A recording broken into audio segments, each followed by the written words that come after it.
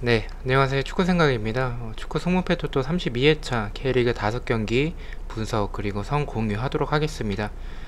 지난주에는 조금 쉬워 보였던 K리그에서 좀 가장 몰렸었던 경기인 울산과 포항 경기가 무승부가 이변이 나오면서 부러졌었고요. 확실히 이번 주와 지난주를 비교를 했었을 땐 지난주와 비교를 했었을 때보단 이번 주가 난이도가 더 있는 것 같습니다. 근데 저 같은 경우에는 포항의 이변을 잡아내면서 좀 포항의 이변을 잡아냈긴 했지만 울산 경기까지 이변이 나오면서 일단 한 개의 미적중이 있었고요. K리그가 일단 세 경기가 모이면 한 경기 이상은 무승부가 나오는 모습이 지속적으로 나오고 있는데 지지난주에는 안 나왔었는데 이번 주에는 또 나올지에 대해서 지켜봐야 될 것 같습니다. 현재까지는 몰린 경기들 중에서는 이변으로 느껴지는 경기가 크게는 없어서 해외 배당까지 참고를 하고 나서 최종 픽에 반영을 하도록 하겠습니다. 자, 9번째 경기입니다. 1위 울산 대 4위 포항의 경기고요. 울산은 수원과 0대0으로 비겼었고요. 포항도 강주와 1대1로 비겼습니다. 투표율 같은 경우에는 울산 쪽 승리에 71.5%로 좀 몰린 모습이 있고요. 울산은 4승 1무로 일단 연승이 끊긴 상황이고 김태환 선수 퇴장 및 정승현 선수가 경기 종료 후에 심판에게 항의를 하다가 경고를 받았습니다. 포항은 1승 3무 1패로 3경기째 승리가 없는 모습입니다. 울산은 홈보다 원정에서의 전적이 더 좋고 포항 역시 원정에서의 전적이 더 좋습니다. 다만 무관중에서의 전적이 이 두 팀 다 많은 모습이고요. 이 원정에서의 전적은 무관중이었을 때의 그 모습이 더 크다라고 생각을 해주시면 될 것 같습니다. 이번 주부터 K리그 유관중 비율이 10%가 아닌 25%로 올라간다라는 점을 참고해 주시면 될 것 같습니다. 울산은 지난 경기 설용우 선수가 윙으로 선발 출전을 했는데 별다른 모습은 없었고요. 이청용 그리고 김태환 선수의 이런 크로스 공격들은 좋았지만 전반에 비해서 후반에 보이지 않았던 주니어의 모습이 아쉬웠습니다. 압박에 고전하는 모습, 오히려 수원의 공격 장면들이 더 위협적이었었고요. 포항 같은 경우에는 퇴장당했던 팔라시오스 대신에 팔로세비치가 선발로 나왔습니다. 측면 공격 그리고 크로스 공격, 역습, 세트피스 중거리 이런 부분 다 좋았지만 경기장의 상태가 조금 아쉬웠었죠. 고영준 선수가 신인 선수인데 이 선수가 교체로 투입이 되면서 침투를 하는 모습에 있어서 굉장히 좋은 모습을 보여줬었는데 극장으로 이제 동점골을 만들어내면서 무승부를 만들어냈었습니다. 항상 포항은 볼 때마다 교체 자원이 일단 아쉬운데 심동훈 선수가 특히나 좀 열심히 뛰어주는 모습이 굉장히 좋지만 작년 상주에 있었을 때에 비해서 상주에 있었을 때도 결정력에 있어서는 조금 아쉬운 모습이 있었지만 최근에는 더 자신감까지 더 떨어진 모습이 있습니다. 저는 이 경기 일단 지난 경기에서 울산의 정승현 선수가 결장을 하면서 초반부터 이 수비적으로 불트위스나 긴기나 좀 불안한 장면들이 많았었는데 이런 부분은 정승현의 공백이 있었다라고 생각을 하고 포항의 전력도 나쁘지는 않지만 울산은 오히려 라인을 내리고 가둬놓고 팰 때보다 상대가 어느 정도 라인을 올리는 팀일 때 더 역습에서의 더 위협적인 모습 또 상대가 지켰을 때는 비온 존슨이 투입되기 전까지는 그렇게 효율적인 공격은 크게는 없습니다. 그렇게 생각을 하고요. 김태환이 지난 경기 넓게 벌리고 높은 위치까지 올라가면서 굉장히 크로스의 질도 그렇고 굉장히 좋은 모습을 많이 보여줬지만 오히려 동해안 더비 같은 이런 더비 경기에서 김태환 선수가 있다면 퇴장의 가능성이 더 높기 때문에 차라리 이 김태환 선수가 나오지 않는 부분은 오히려 더 잘 된 것 같습니다. 경기가 풀리지 않는다면 또 퇴장의 위험성이 있는 선수이기 때문에 그 부분에 있어서는 조금 다행인 것 같은데 반대로 크로스 공격에 있어서는 조금 단점인 것 같습니다. 포항의 역습은 위협적이지만 포항의 세트피스 불안 그리고 측면 공간들은 일단 불안하고요. 울산이 홈에서의 두 경기 연속 승리가 없고 또 포항을 잡지 못한다면 작년과 같은 모습으로 또 우승을 하기에는 좀 버거워지지 않을까라는 생각을 해서 저는 이 경기는 일단 울산의 단통 승을 예측을 하고요. 최근 맞대결에서는 무승부보다는 승패로 나눠지고 있어서 최종 픽의 승패로 이변을 잡아볼지에 대해서 고민을 하도록 하겠습니다. 10번 경기입니다. 8위 서울대, 3위 상주의 경기고요. 서울은 강원에게 2대0 승리, 상주도 부산에게 2대0으로 승리했습니다. 투표율 같은 경우에 서울 쪽에 34.2%고요. 서울은 2승 3패로 일단 2연승을 하고 있고요. 홈에서 무승부가 없는 모습입니다. 상주는 2승 2무 1패로 오랜만에 승리를 했고요. 원정에서 2연속 무승부 및 원정에서 울산 경기 외에는 패배가 없는 모습을 보여주고 있습니다. 홈보다 원정에서의 전적이 좀 좋지 않은 그런 상주고요. 이 홈에서의 더 좋은 모습을 보여주고 있는 상주죠.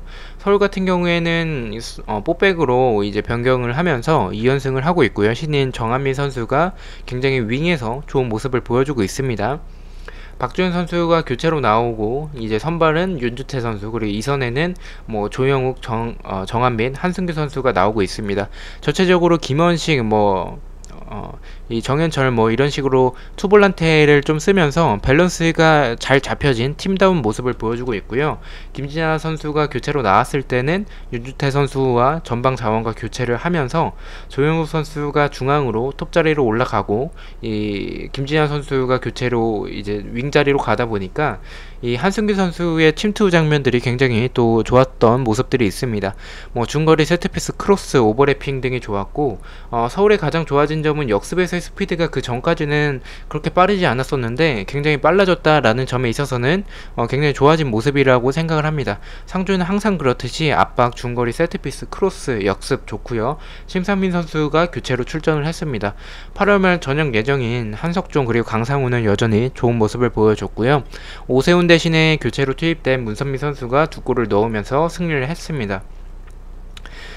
서울 같은 경우에 2연승을 하고 있고 밸런스 그리고 역습 스피드가 정말 좋아졌지만 더 좋은 밸런스와 스쿼드를 보유하고 있는 상주에게 3연승을 하기에는 힘들 것이다 라고 생각을 해서 저는 개인적으로 서울의 승은 보고 있지 않습니다. 두 팀 다 공간에 대한 불안함이 있고 세트피스 수비에서의 불안함이 있는 상태에서 서울의 역습 스피드가 좋아졌다라고 해도 역습의 스피드는 문선민이 있는 상주가 더 좋고 세트피스를 비롯한 스쿼드 중원 이 중원 싸움에서도 모두 상주가 우세하다라고 생각을 하고 있어서 저는 안전하게 서울의 무패 투픽을 추천을 드립니다. 상대 전적에서의 무승부가 적고 홈에서 무승부가 없는 서울이기 때문에 무승부보다는 승패로 나눠지지 않을까라는 그런 느낌도 있지만 지난번에 요코마리와 가시아 경기 그렇게 해서 승패 쪽으로 봤었는데 그 경기에서 또 무승부가 나오는 이런 경기에서 무승부가 나오는 모습이 있기 때문에 일단 서울의 승은 느껴지지 않아서 무패로 가거나 아니면 단통이면 서울의 단통 패로 가도록 하겠습니다.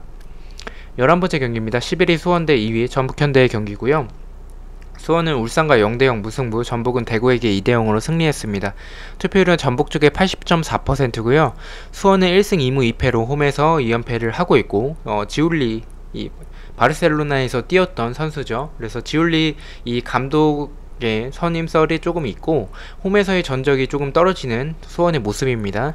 수원의 특이점은 3경기 연속 상대팀에서 퇴장이 나왔다는 점, 이거는 굉장히 특이한 점인 것 같아요. 수원의 대구 같은 경우에는 지난 경기 퇴장이 없었지만 그 지지난 경기까지 해서 3경기째 대구의 팀에서 퇴장 선수가 나왔었는데 반대로 수원은 상대하는 팀이 3경기 연속으로 퇴장이 나오고 있습니다.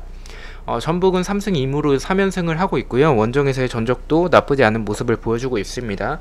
수원은 지난 경기 볼란테로 나왔던 이상민 선수가 나쁘지 않은 모습이었고요. 할리의 수비는 훌륭했습니다. 영균 선수도 노련한 모습을 보여줬고 한석희의 스피드도 좋았습니다. 가끔 나오던 역습, 세트피스, 중거리 그리고 양현무 키퍼가 나와줄 때 크로스 상황이든 세트피스 상황이든 잘 나와주면서 선방도 잘 해줬습니다. 근데 이제 박상현 선수가 이 부상으로 교체 아웃이 됐었는데 이 선수가 출전 여부에 대해서 좀 중요해 보이는 경기인 것 같습니다. 전북은 U22 룰 때문에 조규성 선수가 선발로 나오지 않을까라고 생각을 했는데 의외로 윙 자원이 이성윤 선수가 선발로 나오면서 구스타보 역시 선발로 나왔습니다. 손준호 정말 잘하고요. 교체 투입된 바로 선수도 좋았습니다. 김보경의 2골로 승리를 한 전북입니다. 중거리 세트피스 김진수도 여전히 좋고요. 홍정우의 수비도 좋았습니다.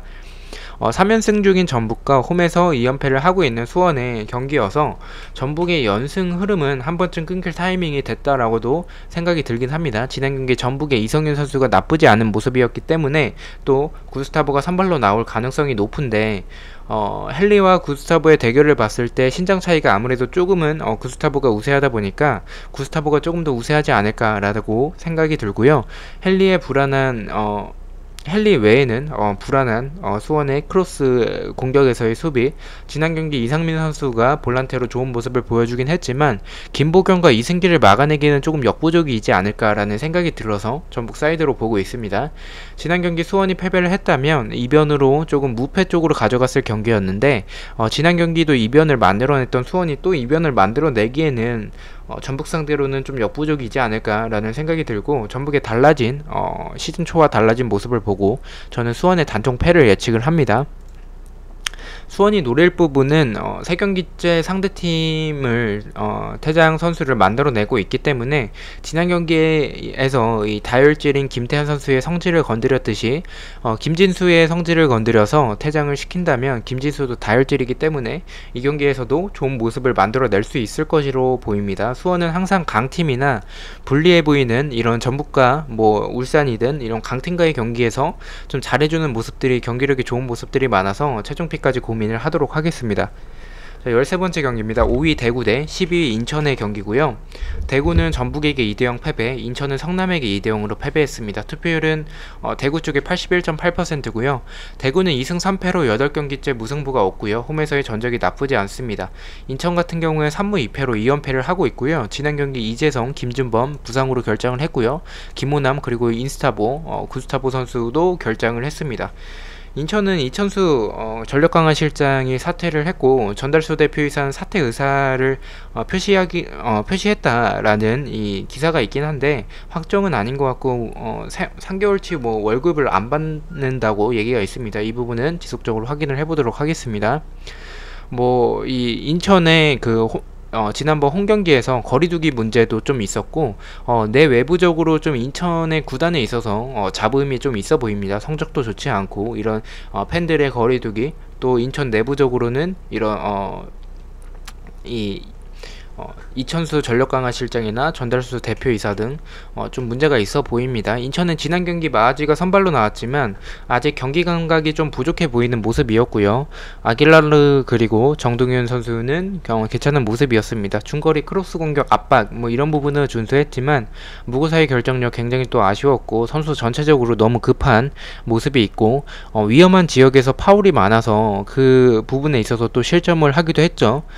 대구는 김선민의 부재 그리고 세징야의 공백이 아쉬웠지만 그래도 역습이나 크로스 공격, 측면 플레이, 세트피스 등은 좋았고 이제 에드가 선수가 교체로 출전을 했습니다. 신창구 선수가 계속 자축 풀백으로 나오는데 개인적으로 좀 불안해 보여서 여전히 좀 아쉬운 모습이 있고 차라리 황태현 선수가 나오는 게 낫지 않을까라고 생각을 합니다. 대구는 세징야의 출전 여부가 또 굉장히 중요해 보이고요. 인천은 이재성과 김준범의 출전 여부가 좀 중요해 보입니다. 인천은 지난 경기 홈에서 2연패를 하면서 개인적으로 이번 시즌 인천은 11위 수원과의 승점 차이가 9점 차가 나고 있는 상황이어서 희망이 사실상 없어 보입니다. 지난 경기까지 패배를 하면서 세징야가 못 나오더라도 인천의 측면 공간과 볼처리 문란 이런 부분들은 에드가 그리고 대안, 김대원을 지금의 인천이 막아내기에는 조금 어려워 보이고요. 두 팀의 맞대결이 2연속 무승부라는 점과 대구가 최근에 8경기째 무승부가 없다라는 점에 있어서 승패로 나눠지지 않을까라고 생각을 하는데 홈에서 2경기째 대팍에서 하는 그 홈 경기에서 지금의 대구가 승리를 하지 못할 가능성은 조금 적어 보이고 경기력과 흐름 모두 대구가 나아 보여서 저는 대구의 단통승 예측하도록 하겠습니다. 인천이 또 잔류를 하지 않을까라는 개인적인 또 기대감도 또 이런 생각도 있어서 지울까라고도 고민을 굉장히 많이 하고 있지만 그래도 대구가 하위권 팀들을 잘 잡아내기 때문에 일단 초안은 대구를 보도록 하겠습니다. 자, 마지막 경기입니다. 12 광주 대 7위 강원의 경기고요. 광주는 포항과 1대1 무승부, 강원은 서울에게 2대0으로 패배를 했습니다. 투표율은 무승부 쪽에 35.9%고요.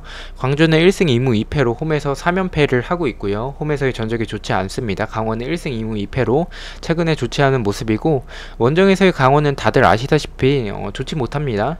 광주는 역시 엄원상, 펠리페, 윌리안을 활용한 역습 세트피스 중거리 한 방에 있습니다. 아슐마토프가 복귀를 했고요. 페널티킥으로 이제 펠리페 선수가 득점을 하면서 무승부를 했던 그런 광주의 모습이었습니다. 강원은 한국영이 없는 병수볼은 굉장히 또 아쉬웠고요. 김승대 선수가 교체로 나왔고, 조재한 그리고 김지현 선수가 선발로 나왔습니다. 고무열도 일단 선발로 나왔는데 오히려 고무열 선수와 김승대 선수가 맞교대를 했죠. 교체를 하면서 김승대 선수가 투입이 되고 나서 이 후반전에 강원의 모습이 더 좋았었던 그런 좀 아이러니한 모습이 있었습니다. 정석화와 조재한의 호흡은 좋았고, 또 침투하는 조재한 선수의 모습도 굉장히 좋았습니다. 압박이나 중거리 좋은 부분도 있었지만 결정력이 여전히 좋지 못했고, 상대가 내렸을 때 항상 조금 제공권이 좋지 못하기 때문에 위협적인 모습을 보여주지 못하고 지속적으로 만들어가려는 그 모습이 아쉽습니다. 또 U22 룰로 교체카드 2장만 사용했던 강원이었습니다. 광주가 홈에서 3연패를 하고 있지만 최근 경기력은 한국영이 없는 병수볼보다는 주요 선수들 중 부상자가 크게 없는 광주가 더 나아 보입니다. 원정에서의 강원이고 모든 상황들이 광주가 더 좋아 보이는데, 이런 광주의 측면 공간, 중앙 공간, 그리고 중원에 대한 좀 아쉬움이 있다라고 생각을 해서 수비적으로는 강원을 막아낼 수 있을까라는 그런 불안함이 있습니다. 이번 시즌 광주 상대로 강원이 큰 점수차로 이기기도 했고, 광주의 측면 공간이 개인적으로는 너무나도 좀 불안하다라고 생각을 하고 있어서 한국영이 없더라도 광주의 중원 싸움도 강원에게 좀 밀릴 것 같다라고 생각을 합니다. 그래서 측면에서의 조재한과 고멸, 김승대를 잘 막아낼 수 있을까라는 생각에 강원 사이드로 보고 있습니다. 다만 강원의 문제는 아쉬운 마무리, 이런 결정력, 그리고 득점을 하지 못하고 상대가 잘 지키고 역습 찬스를 내준다면 이렇게 무너지는 팀인데, 광주가 역습이 좋은 팀이죠. 그래서 일단 초안은 좀 승무패 쪽으로 좀 지우는 쪽으로 생각을 하고 있습니다. 승무패가 개인적으로는 다 느껴지는 경기다라고 생각을 하고, 만약에 단통으로 간다면 홈에서 광주가 좋지 않지만 강원 역시 원정에서 좋지 않기 때문에 한국영도 없고 좀 무승부 쪽으로 가지 않을까라고 생각을 하고 있습니다. 최종패까지 고민을 하도록 하겠습니다. 자, 이렇게 해서 K리그 5경기 분석을 마쳤고요. 내일 이제 J리그죠. J리그 9경기 분석 및 초안픽 배팅 내역으로 뵙도록 하겠습니다. 시청해주셔서 너무나도 감사드리고 구독과 좋아요 너무나도 감사합니다. 감사합니다.